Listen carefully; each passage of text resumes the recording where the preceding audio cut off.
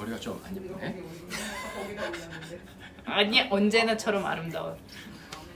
뒤에 근데 오히려 뭐야 지금 누가 웃어? 누가 웃어? 내가 강사 칭찬했는데 왜 웃어? 송춘인 쌤이에요. 아 이거 참 안 되겠네. 목소리가 잘 들리나요? 다행입니다. 그러면 시작하겠습니다. 소임 안녕하세요. 네, 저는 물고방에서 소임들 공부하는 거를 옆에서 훔쳐보면서 어제도 오늘도 내일도 계속 배우는 송승윤이라고 합니다. 네, 안녕하세요. 저희 학교는 이 돌림병 시대에 처음에 이제 한 달을 정도 학교를 쉬고요. 그 다음에 온라인 계약을 했잖아요. 저는 경기도 교사하고 격주로 이제 왔습니다. 한 주일은 학교 와서 수업하고 한 주일은 집에서 수업하고 이렇게 했죠. 그때 처음에 우리 학교 선생님들은 단방향 수업을 했는데요. 자료를 이렇게 올려놓고 하는 수업이었죠. 우리는 EBS 온라인 클래스에 자료를 두고 이렇게 했는데요. 우리 학교의 90% 정도 되는 선생님들은 EBS 강의에 링크를 이제 올려놓고 수업을 했습니다. 그리고 한 10% 정도 선생님들만 자기가 직접 영상을 찍어서 수업을 이제 하셨죠. 그렇게 이제 했습니다. 그렇게 한 2달 정도 진행을 하니까 학교 운영위원회에서 문제 제기가 나왔어요. 공부를 굉장히 잘하는 학생을 둔 부모님께서 우리는 금방 선생님들이 만들어준 EBS 영상을 선생님들이 만든 게 아니라 선생님들이 링크만 만들어서 이제 올려준 EBS 영상을 금방 다 보고 선생님들한테 질문을 하고 싶은데 질문을 안 받아줘가지고 답답하다 이렇게 이제 문제 제기를 했고요. 그러자 그 옆에 있는 공부를 무척 못하는 자녀를 둔 부모님이 그 말을 이어서 얘기를 했습니다. 우리는 선생님들이 올려놓은 그 교육방송 영상을 이렇게 여기 틀어놓고 오른쪽에는 게임을 한다. 그리고 그걸 보고 부모가 뭐라고 아무리 해도 말도 안 듣고 이래가지고 너무 선생님들이 무책임한 것 같다. 이렇게 얘기를 했습니다. 그러자 그 옆에 있던 학교 운영위원장이 선생님들이 EBS 링크만 올려놓고 너무 한가하신 것 같습니다. 이렇게 점잖게 얘기를 했습니다. 그러자 저희는 올 게 왔구나 이렇게 생각을 했죠. 저희 학교에서 길 건너서 한 15분쯤 가면 저희 학교는 사립학교고요. 공립 진적고등학교라는 곳이 있습니다. 그 진적고등학교 선생님들은 90%의 선생님들이 직접 영상을 선생님들이 만들어가지고 이제 올리는 거예요. 우리는 90%의 선생님들이 유튜브 영상을 EBS 강의를 올렸는데 같은 지역의 같은 규모, 수준도 비슷한 그런 학교인데 정반대의 모습이 보이더라고요. 그래서 같은 대한민국 학교지만 학생들한테 다른 교육을 이제 해주고 있구나라는 생각을 많이 이제 했습니다. 학부모들도 다 알았던 것이죠. 첫째 아이 우리 학교 다니고 둘째 아이 건너편 공립학교 다니면 비교가 딱 되잖아요. 누가 봐도 우리 학교가 한가하다는 걸 다 알고 알 수 있습니다. 우리도 다 알고 있었거든요. 그렇게 학부모가 문제 제기를 하니까 우리가 좀 부끄럽고 약간 모욕감도 들고 그래서 그때 이제 내부에서 우리의 모습에 문제의식을 느끼던 선생님들이 막 목소리를 높여서 저희 학교가 바뀌었어요. 그래서 저희 학교는 그 학교 운영위원회가 있은 그 다음 주부터 바로 모든 선생님들 전 과목에서 실시간 쌍방향 수업을 이제 하게 됐습니다. 그래서 가장 한가한 학교에서 남들이 보기에 가장 열심히 하는 것 같은 학교로 단숨에 이제 바뀌었던 거죠. 그래서 저희는 수업 시간이 되면 평소 시간표대로 그대로 돼요. 자기 수업 시간이 되면 선생님들이 자기 노트북을 들고 그 교실에 들어갑니다. 그래서 랜선을 이렇게 꽂고 노트북을 켜고 그걸 보고 이제 수업을 하는 거죠. 줌으로 수업을 합니다. 또 다음 시간이 되면 그거 챙겨가지고 옆에 방 교실에 가서 또 수업을 하고 그렇게 진행을 했어요. 근데 인터넷 수업은 좀 피곤하니까 5분 단축 수업을 해서 45분 수업으로 이제 시간표가 돌아갔고요. 그러니까 45분 수업에 10분 쉬는 시간이었어요. 그리고 실제 수업은 교사가 40분만 해도 된다. 이렇게 우리가 암묵적으로 합의를 노골적으로 이제 했어요. 공식적으로 발표하지 않지만 실제 5분 정도는 더 줄여도 된다. 이렇게 얘기를 저는 했죠. 그리고 저는 줌을 쓰는 선생님들은 아시겠지만 공직자 메일로 하면 시간이 무제한인데 그냥 평소 자기가 쓰는 네이버 메일, 다음 메일 이런 걸로 하면 40분이 제한이거든요. 저는 공직자 메일로 등록을 하지 않고 일반 메일로 등록을 했어요. 40분만 되면 자동으로 끝나게 해요. 네, 그래서 40분이 딱 끝나면 이제 쉬는 시간 10분하고 수업이 5분, 15분 정도가 남잖아요. 그렇게 40분 수업하고 15분 쉬고 또 40분 수업하고 15분 쉬고 하니까 이제 살만하더라고요. 그렇게 저희 학교가 수업을 했습니다. 근데 제가 놀란 건 딱 사흘 만에 모든 선생님이 30년 동안 지난 세월 30년 동안 실시간 쌍방향 수업을 해온 것처럼 멀쩡하게 적응을 하는 거예요. 처음엔 좀 화를 내는 분도 있고 막 이렇게 했지만 단숨에 적응하고 문제없이 돌아가는 걸 보면서 대한민국 선생님들이 능력이 있다는 얘기를 가끔 어디서 들었는데 실제 능력이 있구나 이런 생각을 이제 하게 됐습니다. 근데 신기한 게 있지 않나요? 같은 동네에는 똑같은 수준의 고등학교 교사 수가 70명이 조금 넘는 한 학년이 12개 반인 고등학교가 어떻게 이렇게 달랐는지 제가 그래서 그 학교에 있는 선생님한테 이제 물어봤어요. 그 학교 선생님이 우리 또 물고방하는 김윤정 선생님이라고 계시거든요. 그래서 선생님 학교는 어떻게 모든 선생님들이 그렇게 직접 영상을 만들어 올렸어요. 우리 학교는 안 그랬는데. 그랬더니 능력이 있는 선생님들이 있던 거예요. 원격 수업을 할 기능 보유자 선생님들이 이런 상황이 되자 먼저 딱 하고 다른 사람들이 박수를 치면서 격려해 줬다는 거예요. 멋있다. 나도 좀 가르쳐줘. 자연스럽게 뭔가 할 줄 아는 사람들이 격려받고 칭찬받고 나누면서 학교 분위기가 그냥 저절로 자연스럽게 이렇게 됐다는 거예요. 그러면서 우리 학교가 어떤 모습이었는지 돌아봤죠. 우리 학교는 좀 모양이 달랐는데요. 저 우리 학교 좀 이렇게 고백을 하기엔 좀 부끄럽네요. 어떤 거냐면 우리 학교는 어땠냐면 원격 수업을 하자고 하자 열심히 하는 사람이 잘하면 못하는 사람이 비교가 되니까 열심히 하는 사람 적당히 해야 된다. 이런 얘기를 이제 했고 이 얘기가 사실 저희 학교 전체를 휩쓸고 지나갔어요. 그러니까 저희 학교도 기능 보유자 선생님들이 있었는데 실력 발휘를 하는 것이 꼭 민폐를 끼치는 것 같은 느낌이 든 거였죠. 그러다 보니까 저희 학교는 실력 발휘하는 사람들이 숨어서 실력 발휘를 해야 되는 거예요. 자기가 직접 영상을 찍어 올리는 사람들은 안 보이는 구석에 가서 조용히 찍어서 조용히 올리고 누구한테 보이면 이거 뭔가 잘못한 듯한 이런 이제 분위기이다 보니까 그렇게 이제 차이가 크게 나더라고요. 그래서 학교에서 선생님들이 어떤 분위기가 되는가에 따라서 비슷한 능력을 가진 선생님들, 비슷한 학생을 이제 가진 학교에서 굉장히 다른 모습을 보인다는 걸 알고 되게 그 모습이 저는 인상 깊었습니다. 그러니까 저는 EBS 동영상을 올리는 동료들이 많았던 시절, 그 다음에 저는 그때 제가 영상을 살짝 만들었거든요. 물론 잘 못 만들었죠. 그렇게 만들었던 단방향 수업, 그 다음에 실시간 쌍방향 수업, 요런 체험을 저는 이제 해봤습니다. 처음에 저는 제 과목에서 수행평가가 70%였어요. 그러다 갑자기 돌림병이 돌고 막 난리가 나자 같이 저희는 이제 12개 반이고 4명의 교사가 2학년 문학을 가르치거든요. 이제 고등학교 2학년 문학을 가르치는데요. 같이 평가하는 다른 선생님이 70%가 부담이 되니까 50%만 하면 어떻게 했냐고 얘기를 했습니다. 제가 달력을 봤더니 70% 할 수 있는 것 같아요. 격주로 하면 되겠어요. 그래서 그러나 같이 가르치는 선생님이 또 그렇게 얘기를 하니까 또 존중하는 취지에서 그러면 2개를 하지 말아서 50%만 이제 하기로 했습니다. 그분은 너무나 기뻐했습니다. 그래서 저희는 원격 수업 상태에서 지필 시험을 한 번 보고 수행 평가는 50%인 그렇게 이제 수업을 했습니다. 막상 해보니까 50%가 적당하더라고요. 적당히 이제 할만하고 너무 무리하지 않고 그렇게 했습니다. 원래는 시집을 하나 읽고 뭔가 활동을 하고 소설책을 하나 읽고 뭔가 활동을 하고 시집과 소설책을 한 권씩 읽고 하는 활동이 저희의 계획이었는데요. 소설책 읽기는 2학기를 살짝 넘겼어요. 소설책까지 활동을 할 여력은 잘 나지 않았고요. 시집을 가지고 활동을 했습니다.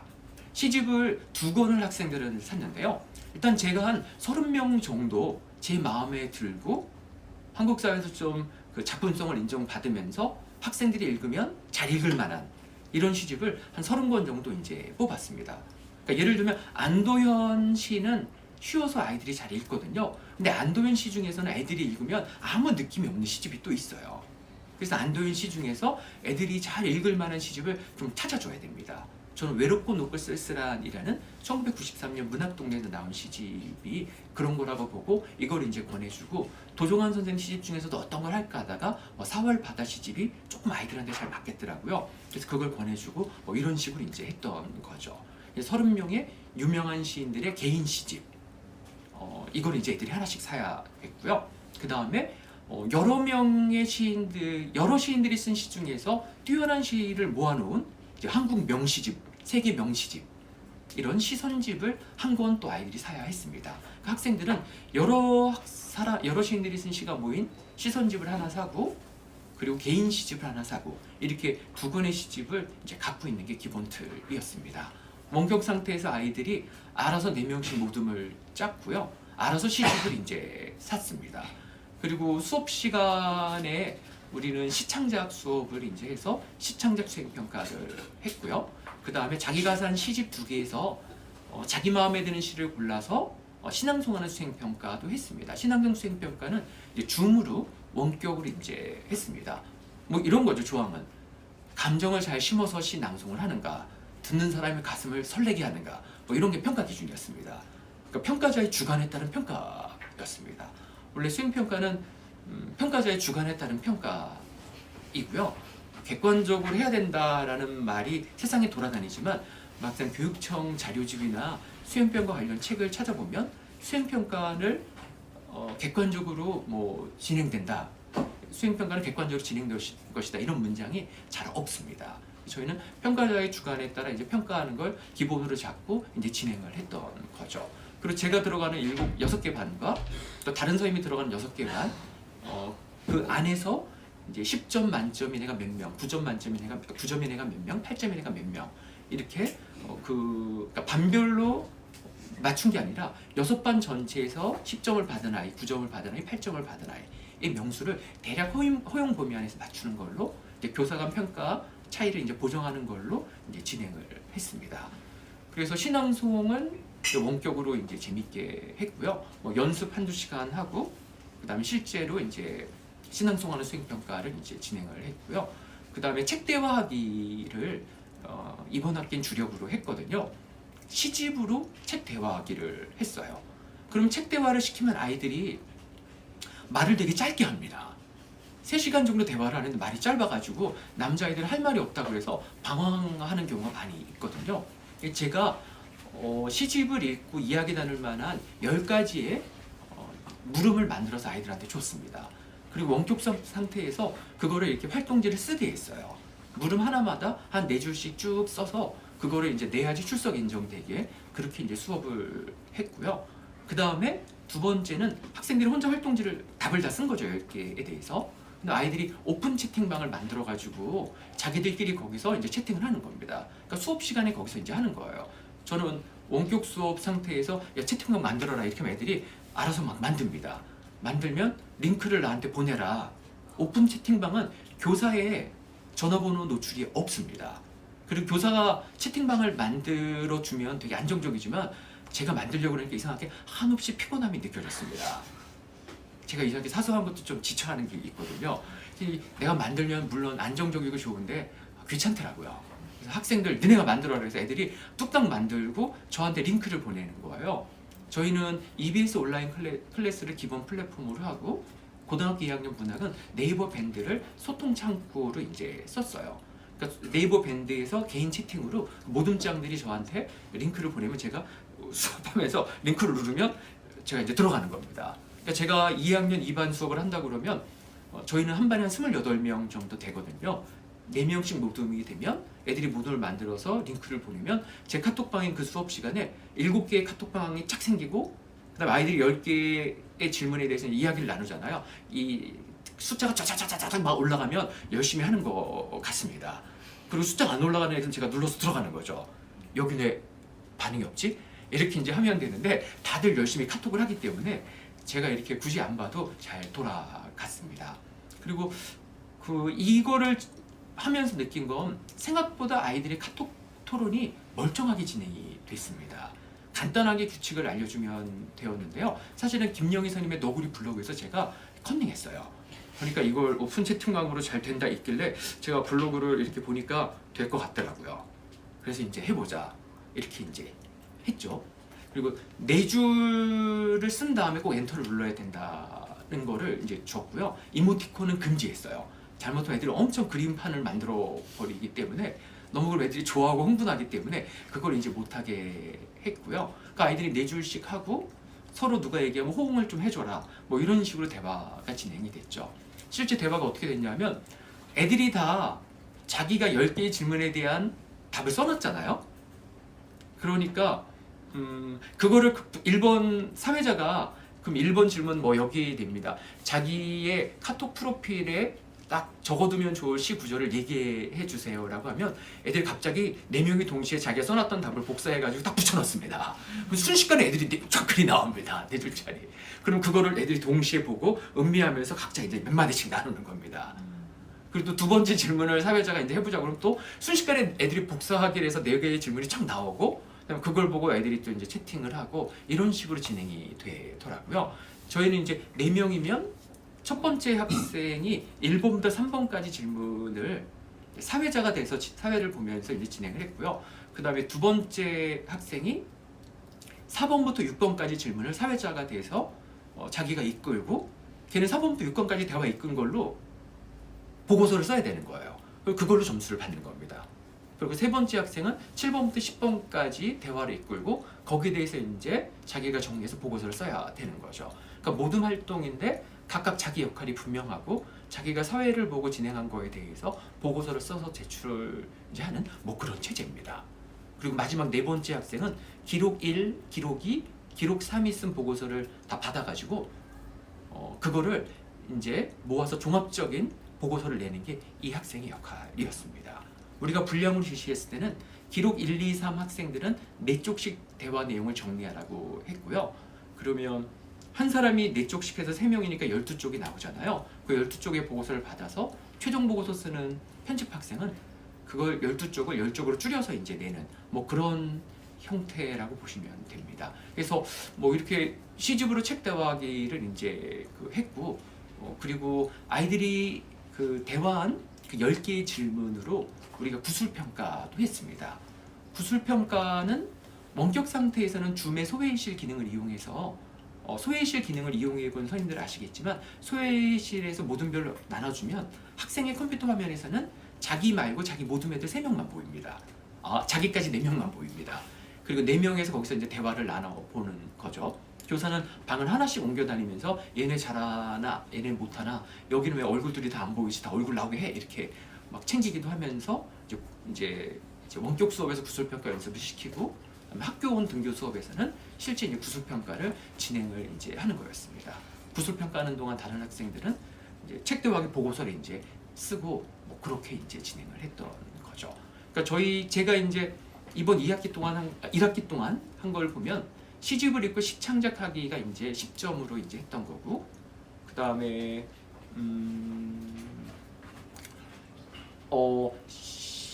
갑자기 생각이 안 나는데요. 제가 적어놓은 메모를 좀 보겠습니다.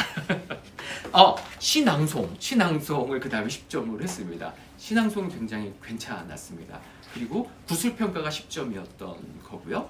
그 다음에 구술평가 그 10개 이야기 조각으로 대화한 거를 기록해서 는 이 책 대화하기가 이제 20점 해가지고 이제 50점짜리 수행평가로 진행이 된 거였습니다. 그래서 정리하면 학생들은 생각보다 되게 멀쩡하게 이제 토론을 했고요. 원격 수업이라고 하면 어떤 경우에는 강의식 수업을 하기만 하는데 제가 우리 학교 선생님들을 가만히 보니까 수학 선생님들은 와콤 태블릿을 사가지고 뭐 이런 걸로 이렇게 쓰면 칠판처럼 이렇게 필기가 됩니다. 그래서 강의식 칠판 강의가 그대로 재현이 되는 교사가 문제를 푸는 과정이 그대로 재현이 되는 그런 식으로 수업을 이제 하시고 우리 학교 과학 선생님들은 학습지를 많이 만들어 주시더라고요. 학습지를 만들어 주면 원격 실시간 수업인 내내 학습지를 거기서 풀어가지고 그냥 이렇게 보여줍니다. 푼 거를. 그걸 보고 이제 얘기하는 것처럼 수업 시간에 평소 그 선생님이 하는 모습이 그대로 원격 실시간 수업에 재현이 되는 거고요.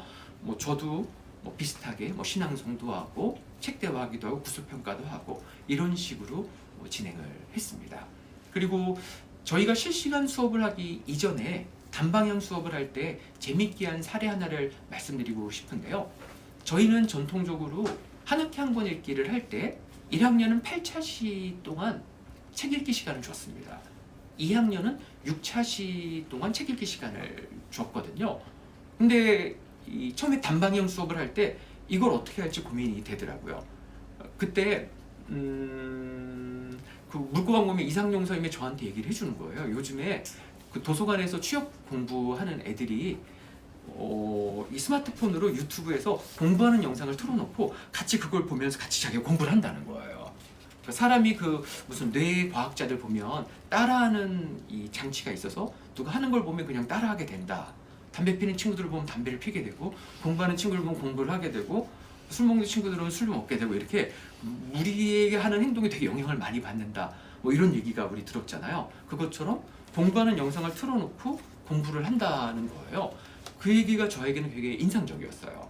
그래서 이 단방향 수업을 할 때 교사가 책 읽는 영상을 올려놓고 학생들 보고 책을 읽게 하면 되지 않을까?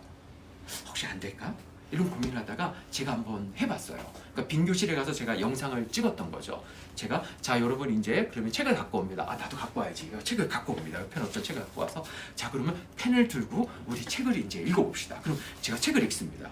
그러면 멋진 구절이 나오면 제가 밑줄을 막 긋습니다. 그리고 어떤 건 이렇게도 이제 하고요. 가끔은 혼자 이렇게 멋진 구절을 읽기도 합니다. 그리고 이렇게 한번 하늘을 보기도 하고 그리고 또 열심히 책을 읽습니다. 이렇게 한 30분 정도 읽고 그 동영상을 그냥 이제 올리는 겁니다. 우리 학교 플랫폼에. 그리고 애들한테 이 영상을 보면서 우리 소설책을 다 샀잖아요. 자기가 산 소설책을 읽고 다 읽으면 여기 댓글을 3줄 달아라. 소감이 어땠는지 달아라. 이렇게 할 때도 있고 또는 자기한테 제일 와닿는 문장 하나를 이제 적고 왜 이 문장이 제일 와닿았는지 이유를 2줄만 써라 이렇게 이제 해봤어요. 그리고 이게 잘 될까 조마조마하면서 그날 수업이 끝나고 아이들이 쓴 댓글을 쫙 봤거든요. 근데 교사들은 댓글을 보면 알잖아요. 이게 대충 쓴 건지 아니 수업이 제대로 된 건지. 수업이 굉장히 제대로 된 거예요. 그래서 이게 되는구나 싶었습니다.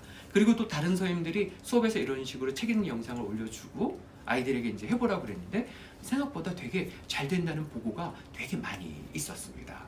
그래서 단방향 수업을 하는 선생님이나 또는 쌍방향 하는 선생님께서 수업 시간에 책 읽기 시간을 하고 싶으면은 원격 수업 상태에서도 그냥 같이 읽어도 된다. 이 얘기를 제가 드렸습니다. 네, 여기까지 제가 20분 동안 말씀을 드렸는데요. 앞에 강의한 선생님들이 너무 잘하다 보니까 제가 긴장을 해가지고 약간 두서가 없었습니다. 선생님, 제가 이때까지 말씀드린 것 중에서 이상하거나 궁금하거나 또는 저에겐 뭐가 좀 빼먹은 것 같은데 싶은 게 있으면 선생님 물어봐 주십시오. 채팅창에 올려주시면 제가 보고 거짓 없이 진실되게 답변하겠습니다. 무대에 있으면 사람이 미화시킬 수 있잖아요. 흥분하면 안 된 것도 잘 된 거 같이 얘기하고 싶어지는데 철저하게 제가 자제하면서 진실만을 답하겠습니다.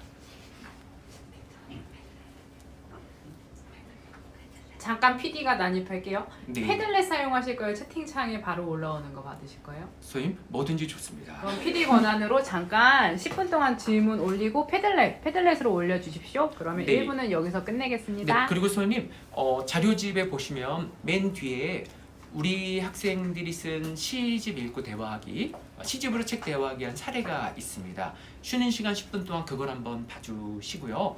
그리고 그 10개의 문제는 쉬는 시간 전에 좀 이렇게 질문을 받으면 쉬는 시간이 되는지 모르고 제가 했기 때문에 잠깐 조금만 더 있다 쉬는 시간 하겠습니다. 선생님, 자료집에 132쪽을 봐주세요. 자료집에 132쪽을 보면 제가 만든 그 구술평가 문제의 유형 3가지가 나오는데요. 첫 번째는 사회과학 책을 읽고 구술평가를 할 때의 문제예요. 뭐 5번 문제 같은 경우 보면 사회과학 책을 읽고 어떤 식으로 구술평가를 하고 교사가 질문을 던지고 학생들이 독서토론 책 대화를 하면 되는지 이렇게 나와 있습니다. 글과 관련된 세상 일을 얘기해 보세요. 또는 이 글을 읽으면서 어디에 초점을 두면 좋은지 말하고 왜 그런지 설명하세요. 자기 의견과 다른 점이 있다면 얘기해 보세요.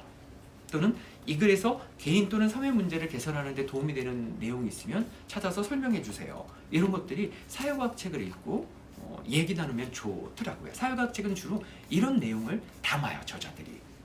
그리고 두 번째, 소설책을 읽고는 질문이 좀 달라요. 소설책은 영화나 드라마와 비슷하잖아요. 어떤 인물이 나오고 어떤 상황이 있습니다. 그 상황 속에서 인물은 자기 세계관이나 가치관에 따라서 어떤 선택을 하는 거죠. 어떤 상황에서 이렇게 살까 저렇게 살까 선택합니다. 걔의 가치관에 따라서. 선택을 하면 그 선택에 따라서 사건이 달라져요. 막 줄거리가 막 펼쳐집니다. 그래서 소설책을 읽을 때는 인물에 초점을 둬야 되고 인물이 어떤 선택을 하는지 그 선택이 어떤 세계관에서 나오는지, 그 선택 이후에 사건이 어떻게 달라지는지 그걸 좀 추적해 보는 게 의미가 있더라고요. 그러면 이 인생과 실제 현실 속의 인생과 세상의 모습과 좀 연관지어서 생각을 자연스럽게 좀 하게 되는 게 있습니다. 그래서 다시 132쪽을 봐주시면 2번을 봐주세요. 소설 속 인물 한 명 골라가지고 그가 어떻게 행동하는지 보고 그의 세계관을 분석하세요. 이런 걸 보면 괜찮습니다. 그러니까 점순이 있잖아요. 점순이 세계관을 보면 소나기에 나오는 여자의 세계관은 굉장히 다릅니다. 소나기에 나오는 여자의 세계관은 서울소녀답게 남자의 행태를 다 꿰뚫고 있습니다. 남자애가 집에 가는 길목에 여자가 딱 대기하고 있잖아요. 여자애가 남자애가 개울가에 딱 건너가야 되는데 요즘은 일단 뭐 버스 정류장 같은 데죠. 거기 딱 이제 여자애가 있는 거죠. 그러면 자기 반 애가 있으니까 너 여기 왜 있어? 너네 집이 이쪽이야? 그러면 여자애는 별로 대꾸를 안 하고 그냥 가볍게 이렇게 눈인사 안 하고 가만히 있습니다. 그러니까 개울가 저만큼 건너가면 돌 하나 딱 던집니다. 그럼 남자가 뭐야? 왜 돌 던져? 이렇게 봅니다. 여자애는 무심하게 있습니다. 그렇게 자기 남자의 시선을 두어 번 뺏으면서 사나울 그런 상태에서 나중에 남자애한테 말을 걸고 툭 하니까 작업을 거니까 남자애가 쉽게 함락되고 그렇습니다. 서울 여자의 세련된 세계관을 보여주는 겁니다. 참고로 전 경기도 교사입니다. 그리고 점순이를 보세요. 점순이 출신이 어딘지 아시죠? 강원도? 강원도 동백꽃 피면 산골이겠죠. 걔가 약간 어수룩한 겁니다. 마음에 드는 남자가 있으니까 이런 감자 같은 거 이런 거 주잖아요. 감자를 주는데 곱게 주면 되는데 자기가 좋아하는 마음이 약간 불편하니까 너네 집 감자 없지? 가라니까 이거 먹어 이렇게 하는 겁니다. 그러니까 남자애가 기분이 나쁘니까 안 먹어 뜨러워가지고 이렇게 하는 겁니다. 그래서 여자애가 내가 좋다고 주는데 감히 내 걸 안 먹어? 자기에게 굉장히 솔직하고 그다음은 남자애가 집에 올 때 집에 오는 걸 기다리고 서울소녀와 비슷하게 기다리긴 기다립니다. 남자애가 보이면 서울소녀는 돌을 살짝 던지면서 시선을 뺏었는데 강원도 소녀인 점순이는 걔네 집 닭을 때립니다. 그러면서 네가 날 좋아하지 않으면 니네 집 가축은 계속 나한테 맞을 것이다. 이런 식으로 적극적 여성상을 보여주는데 되게 파국적인 결과로 이르게 됩니다. 스토커의 사랑의 방식을 보여줍니다. 내가 좋아하면 너도 날 좋아해야 되는데 날 안 좋아해? 그럼 너를 해코지할 거야. 뭐 이런 식의 행동을 보이는 게 거고 그래서 이 행동의 결과에 따라서 남자친구와 행복하게 연결이 되는 서울 소나기와 남자친구가 여자애를 혐오해가지고 너 진짜 나쁜 애야 씨 이렇게 해가지고 점점 연애가 안 풀리는 이 결과. 그래서 어떻게 행동을 해야지 인생이 뜻한 대로 되는지 생각을 해주는 것이 이번 문제에 대한 그런 탐구죠. 뭐 4번 같은 경우 있습니다. 봐주세요. 132쪽 구술평가 문제 이 소설의 4번 문제를 보면 사건 전개에서 인물의 결정적인 선택이 무엇인지 말하고 다른 선택을 했다면 사건이 어떻게 달라졌을지 설명하시오. 선생님 점순이를 보십시오. 남자애가 올 때 걔네 집 닭을 때리는 게 아니라 걔네 집 닭을 이렇게 쓰다듬어주고 걔네 집 고양이랑 이렇게 놀아주고 그러면 어떻게 생각했겠어요 남자애가. 얘는 되게 좋은 애구나. 그래서 너네 집은 고양이가 없니?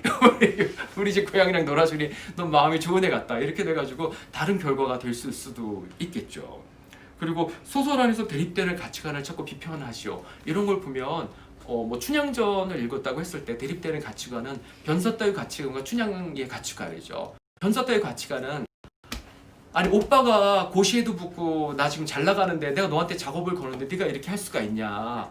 옛날 남자 잊어야지 이렇게 하는 거고 춘향의 가치관은 오빠가 잘 나가는 걸 알겠는데 내가 아직 이렇게 하는데 너무 이렇게 하지 말아라 뭐 이런 거 아니겠습니까?